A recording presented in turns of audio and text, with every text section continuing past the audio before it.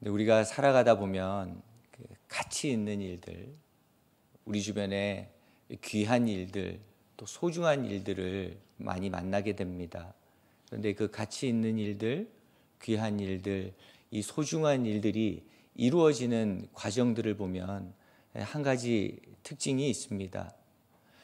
능력도 중요하고 또 재력도 중요하고 내가 할 수 있는 것이 무엇인지 정확하게 아는 것도 중요하지만 그 무엇보다 중요한 가치를 만들어내는 일은 그 일에 어떻게 반응하고 있는가. 이것이 우리의 반응이 중요한 일, 가치 있는 일을 만들어내는 것 같습니다. 우리가 비록 능력이 없고 실력이 없지만 그것을 대하는 마음가짐, 그리고 어떤 일이 생겼을 때 우리가 그 일을 대하는 그 마음의 자세에 따라서 그 일들이 가치 있어지기도 하고 그렇지 않게 되기도 한다는 것입니다. 한국 전쟁 때의 일입니다. 전쟁은 가정을 파괴시킵니다. 그리고 고아를 낳게 됩니다. 한국 전쟁도 예외가 아니었습니다. 그런데 이 한국 전쟁 때에 버려진 고아들을 향해서 사랑으로 반응했던 한 목사님이 있습니다. 그 목사님이 밥 피어스라는 목사님입니다. 이 목사님이 이 버려진 아이들을 보고 예수님의 사랑으로 이 아이들을 대하고 반응하게 됩니다. 그리고 이 아이들을 위해서 구호단체 하나를 만들게 됩니다. 60여 년이 지난 후에 이 사랑의 반응이 어떤 꽃을 피워내었을까요?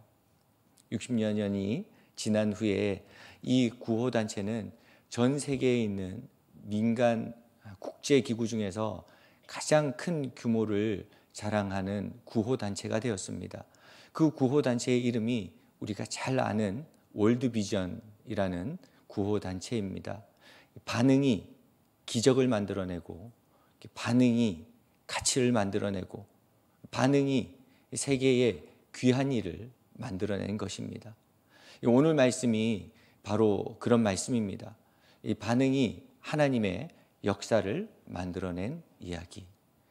오늘 말씀은 우리가 성경을 조금만 읽으면 너무나도 잘 아는 말씀입니다.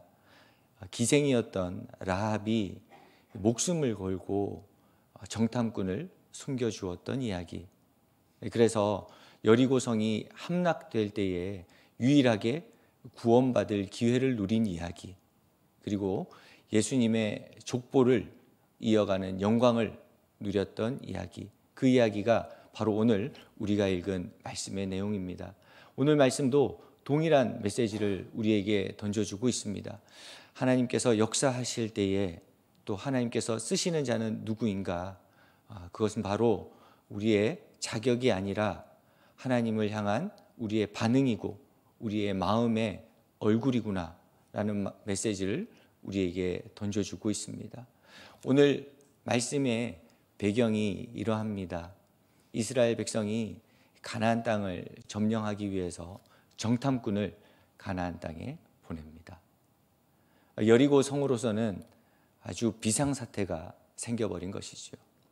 여리고 성에 있는 사람들이 이 정탐꾼을 잡기 위해서 혈안이 됩니다. 그때 이 정탐꾼들이 몸을 숨긴 곳이 있었는데 그곳이 바로 라합의 집이었습니다.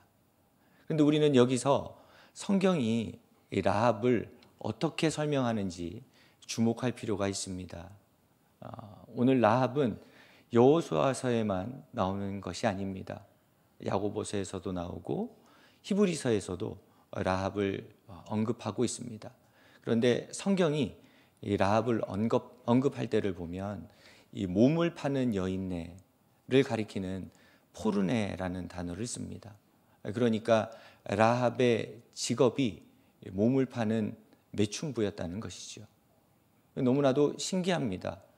하나님께서 하나님의 역사를 이루어 가시고 하나님의 약속을 이루어 가는 장면입니다.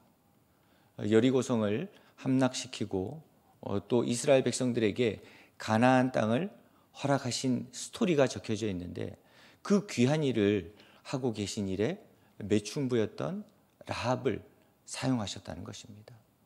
우리는 궁금해지게 됩니다. 왜 하필 성경에서 굳이 라합의 이야기를 기록했을까? 하나님의 이 성스러운 일, 귀한 일, 가치 있는 일, 이 일을 하는데 굳이 매춘부였던 라합의 이야기를 기록할 필요가 있었을까? 이렇게 생각할 수 있습니다. 그런데 오늘 말씀은 역설적이게도 우리에게 귀한 소망과 위안과 하나님의 평안을 허락해 주고 있습니다. 오늘 말씀이 라합을 기록한 이유가 무엇일까요? 기생 라합이 하나님의 귀한 역사에 사용받을 수 있었더라면 아무것도 가진 것 없는 우리 역시도 하나님의 손에 붙들리면 가장 귀한 인생으로 쓰임받을 수 있다는 겁니다. 기생 라합이 그렇게 세상에서 무시당하고 가진 것 없고 슬픔에 잠겨 있을 수밖에 없지만 그 인생마저도 주님 손에 붙들리니 여리고성을 함락하는데 아주 귀한 영혼과 아주 귀한 손길로 사용받을 수 있었다면 우리 역시 눈물 젖은 우리의 삶과 그리고 애잔한 우리의 삶 속에 하나님의 손이 임하시면, 하나님의 손이 우리의 삶 속에 거하시게 되면 우리 역시 라합처럼 귀히 쓰임 받을 수 있다는 것입니다. 오늘 라합이 얼마나 가슴이 아픈 여인이었을까요? 성경이 이 라합을 적었을 때 우리는 이렇게 궁금해할 수 있습니다. 라합을 예수님의 족보를 잇는 그 영광을 주셨다면, 그러면 예수님의 증조 할머니의 할머니가 매춘부였다는 이야기인데 그 이야기를 굳이 성경에 기록할 필요가 있었을까? 우리는 이렇게 생각할 수 있습니다. 역설의 하나님은 우리에게 또 다른 메시지와 희망을 던져주고 있습니다. 얼룩진 혈통까지도 경험하시고 얼룩진 인생까지도 경험하신 그 하나님이심이라면 얼룩진 우리의 마음과 얼룩진 우리의 심령도 주님의 손과 주님의 마음으로 위로해 주실 수 있겠구나. 우리에게 그 메시지를 던져주고 있다는 것입니다. 결국 주님께 쓰임받는 사람, 주님께 쓰임받는 인생, 주님께 쓰임받는 가정, 그 가정은 능력도 중요하고 실력도 중요하고 재력도 중요하겠지만 그 무엇보다 중요한 건 주님이 기뻐하신 일에 반응하고 주님이 기뻐하시는 일에 발과 손을 내딛고 주님이 기뻐하신 일에 아멘하며 순종하며 나아가는 그 인생을 주님께서 귀하게 사용하신다는 것입니다. 미국의 한 가구점에 서 있었던 일입니다. 비가 한참 오는 날이었습니다. 그런데 그 가구점 앞에서 한 할머니가 도로가에서 우산을 쓰고 이렇게 있더라는 겁니다. 가구점 주인이 보는데 이 할머니가 너무 눈에 들어오더라는 거예요. 그래서 문을 열고 할머니에게 이야기합니다. 할머니, 비가 많이 오는데 거기 서 계시지 마시고 우리 가게 안으로 들어오세요. 제가 차 한 잔 대접하겠습니다. 그러니까 그 할머니가 저는 가구를 사러 온 것이 아닙니다. 차를 기다리고 있어요. 나를 데리러 누가 올 겁니다. 이렇게 얘기를 했습니다. 그러자 그 가구점 주인이 이렇게 얘기를 하는 겁니다. 우리 가게에서 가구를 사지 않으셔도 됩니다. 날도 춥고 비도 많이 오고 하니까 그냥 우리 가게, 따뜻한 가게에서 가구도 구경하시고 그리고 제가 대접하는 차를 드시다가 누가 데리러 오면 그때 나가시면 됩니다. 이렇게 호의를 베풀었다는 겁니다. 며칠 뒤에 이 가구점에 편지가 한 통 도착했습니다. 그 편지가 바로 미국의 대부호인 카네기에게서 온 편지였습니다. 편지의 내용이 이러했습니다. 며칠 전에 그 우중에 이 가구점에서 도와준 그 할머니가 바로 나의 어머니였습니다. 앞으로 우리 공장에서 지어질 가구와 앞으로 지어질 우리 집에서 쓸 가구를 모두 당신네 가구점에서 사용하겠습니다. 반응이 가치를 만들어내고 반응이 열매와 꽃을 피워냈던 것입니다. 우리 역시 마찬가지입니다. 우리가 만나는 수많은 만남들이 있습니다. 우리가 만나는 수많은 상황들이 있습니다. 이 상황들 앞에서 우리는 어떤 삶을 살아야 할까요? 주님께서 반응과 자세를 중요하게 생각하신다면, 그 인생에게 하나님의 놀라운 꽃과 열매를 맺어 주신다면 우리 역시 주님이 기뻐하시는 그 일에 한 걸음 내딛는 우리 삶이 되어야 할 줄로 믿습니다. 오늘 말씀을 보면서 우리가 참 궁금해지는 것이 하나 더 있습니다. 하나님께서 귀한 반응, 하나님을 향한 반응을 하는 그 인생 사용하시는 것은 너무나도 잘 알겠는데, 라합은 어디서 용기가 생겼길래, 어떤 마음이었길래 이 정탐꾼을 숨겨주었을까? 오늘 1절 말씀입니다. 1절 말씀을 함께 읽어보겠습니다. 눈의 아들 여호수아가 시딤에서 두 사람을 정탐꾼으로 보내며 이르되 가서 그 땅과 여리고를 엿보라 하매 그들이 가서 라합이라 하는 기생의 집에 들어가 거기서 유숙하더니. 아멘. 오늘 말씀은 이스라엘 백성이 마침내 그리고 드디어 가나안 땅을 정복하러 들어가는 시작점에 있는 이야기입니다. 그래서 정탐꾼을 보냈는데 이 정탐꾼이 예고하지는 않았지만, 우리가 예측하지는 않았지만 첫 번째 묵은 숙소가 라합의 집이었습니다. 예기치 못한 만남이고 예기치 못한 상황입니다. 우리는 여기서 기억해야 할 것이 있습니다. 아직 이것이 축복이 될지 심판이 될지 우리는 아무도 알지 못합니다. 왜냐하면 당시 상황을 보면 여리고 성이 굉장히 긴장한 상태이고 정탐꾼이 이미 들어와 있는 것도 알고 있는 상황이었기 때문입니다. 2절과 3절 말씀을 보십시오. 함께 읽겠습니다. 어떤 사람이 여리고 왕에게 말하여 이르되 보소서, 이 밤에 이스라엘 자손 중에 몇 사람이 이 땅을 정탐하러 이리로 들어왔나이다. 여리고 왕이 라합에게 사람을 보내어 이르되 내게로 와서 내 집에 들어간 그 사람을 끌어내라. 그들은 이 온 땅을 정탐하러 왔느니라. 아멘. 오늘 말씀을 보니까 이 가나안 땅의 왕이 이미 정탐꾼이 들어온 걸 알고 있었습니다. 몰래 들어왔다고 생각했는데 이미 온 나라가 알고 있었다는 것입니다. 계획하고 계산하고 들어왔다고 생각했는데 이미 이 여리고성의 사람들이 정탐꾼이 들어왔다는 사실까지도 다 알고 있었던 것입니다. 비상사태에 빠진 이 여리고성, 그리고 이 정탐꾼을 잡기 위해서 혈안이 된 여리고성, 이 여리고 사람들 앞에서 라합이 정탐꾼을 숨겨준다는 것은 대단한 용기가 아닐 수 없습니다. 아주 힘든 결단이었을 겁니다. 그리고 내리기 어려운 용단이었을 겁니다. 그런데 오늘 말씀을 보면 라합이 이 정탐꾼을 기꺼이 숨겨줍니다. 그 어려운 일을, 그 어려운 용기를 라합이 해내게 됩니다. 이유가 무엇이었을까요?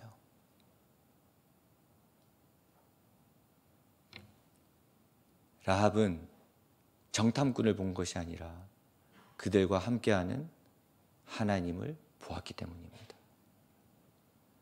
라합은 긴장하고 혈안이 되어 있는 여리고성의 그 사람들의 눈을 본 것이 아니라 정탐꾼과 함께한 그 하나님을 바라보고 있었기 때문입니다. 위험과 위기를 바라본 것이 아니라 끝까지 그들과 함께한 이스라엘의 하나님을 바라보고 있었기 때문에 라합이 하나님이 기뻐하시는 그 일을 선택할 수 있었던 것입니다. 오늘 10절 말씀입니다. 10절 말씀을 함께 읽어보겠습니다. 이는 너희가 애굽에서 나올 때에 여호와께서 너희 앞에서 홍해 물을 마르게 하신 일과 너희가 요단 저쪽에 있는 아모리 사람의 두 왕 시돈과 옥에게 행한 일 곧 그들을 전멸시킨 일을 우리가 들었음이라. 아멘. 라합의 눈에 정탐꾼이 보인 것이 아닙니다. 라합의 눈에 그들과 함께한 위대한 하나님이 보이신 것입니다. 라합의 눈에 두려움이 보인 것이 아닙니다. 라합의 눈에 상황이 보인 것이 아닙니다. 상황 너머에서 역사하시는 그 하나님이 라합의 마음속에 들어왔던 것입니다. 오늘 말씀과 마찬가지로 라합이 이렇게 고백하는 것입니다. 홍해를 가르신 하나님이 너희의 하나님이라면 너희를 구원한 오늘 나의 수고를 주님께서 기억해 주실 줄로 믿습니다. 라합의 마음에 이 믿음이 있었던 것입니다. 시돈과 옥에게 한 그 행동, 전쟁에게서 이기게 만들어진 그 하나님이 너희의 하나님이시라면 오늘 너희를 구원한 이 손길과 수고를 아무도 알아주지 않더라도 주님께서 기억해 주실 줄로 믿습니다. 라합에게 이 믿음이 있었던 것입니다. 우리 역시 마찬가지입니다. 우리는 매일매일 예기치 못한 상황을 만납니다. 예기치 못한 상황을 만난 그 속에서 우리는 어떠한 삶을 살아가야 할까요? 주님이 기뻐하시는 그 일에 우리의 손과 발을 내어드려야 할 줄로 믿습니다. 우리가 그 일에 순종하고 그 일에 앞서 나갈 수 있는 이유가 무엇일까요? 그 일 너머에서 이미 일하고 계신 주님을 바라볼 수 있기 때문입니다. 우리가 가슴이 아플 때가 있습니다. 위기가 찾아올 때가 있습니다. 내 마음이 힘든 감정의 싸움을 해야 할 때가 있습니다. 그럼에도 불구하고 우리가 믿음으로 용기 있게 그 삶을 살아갈 수 있는 이유가 무엇일까요? 그 두려움 너머에서 역사하시는 하나님이 우리와 함께 하시기 때문입니다. 그 위기의 상황 속에서 그럼에도 불구하고 내가 너와 함께 하겠다 약속하신 그 하나님이 우리와 함께 하시기 때문입니다. 우리가 넘어지지만 쓰러지지 않을 수 있는 이유가 여기에 있습니다. 내가 네 오른손을 붙들어 줄게. 주님의 날개 깃 아래 내가 너를 품어줄게. 내가 너를 지켜줄게. 우리가 어려운 상황 속에 있다 할지라도 주님의 보호하심과 주님의 울타리 속에 우리의 위로와 우리의 소망을 주시는 그 하나님이 위기 너머에서부터 우리를 지켜보시고 우리를 보호해 주시기 때문입니다. 오늘 우리가 기도해야 할 이유가 여기에 있습니다. 우리는 치열하게 한 주를 살아왔습니다. 그 속에서 얼마나 많은 일들이 있었습니까? 그럼에도 불구하고 오늘 주님을 찾을 수 있는 이유가 바로 이것입니다. 우리가 주님을 찾고 주님과 교제하고 주님께 우리의 마음을 내어놓을 때에 우리의 문제 너머에서부터 우리를 역사하시고 구해주시는 그 하나님께서 오늘 이 밤에 역사하시고 주님의 일을 행하실 줄로 믿습니다. 우리가 오늘 기도해야 되는 이유가 바로 여기에 있습니다. 하나님께서 우리의 문제보다 더 크신 하나님께서 우리의 삶을 지키시기 때문입니다. 오늘 우리가 기도하고 주님께 매달리고 우리의 마음을 간구할 때 하나님께서 우리의 삶 속에 역사하시고 하나님만이 주시는 위로와 소망과 하나님의 역사를 우리의 삶 속에 채워주실 줄로 믿습니다. 그 믿음 가지고 오늘 기도하시고 주님께 나아가는 하나님의 백성 되시기를 간절히 바랍니다. 고맙고 감사하신 하나님 아버지, 오늘 라합에게 역사하셨던 그 하나님,